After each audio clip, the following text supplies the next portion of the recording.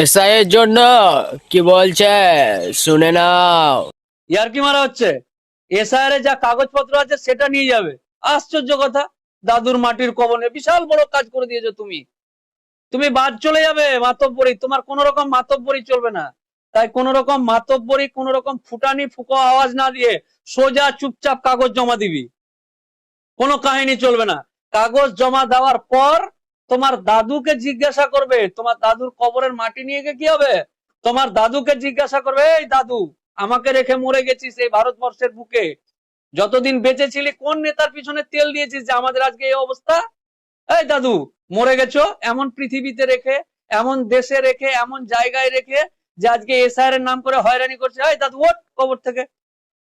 কোন নেতার পিছনে তেল দিয়েছিলি সারা জীবন বেঁচে থেকে যে আজকে আমাদের এই দুর্ভোগ বা দুর্দশা?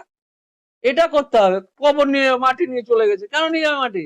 এ সমস্ত ফাজলামি না করে কাগজপত্র জমা দিবে। একটা জিনিস দেখা যাচ্ছে, প্রতীকীর প্রতিবাদ হিসেবে দাদুর কবরের মাটি নিয়ে গেছে একজন ব্যক্তি। সেখানে দেখা গেল তিনি বলছেন যে ডিএনএ টেস্ট করে দেখুন।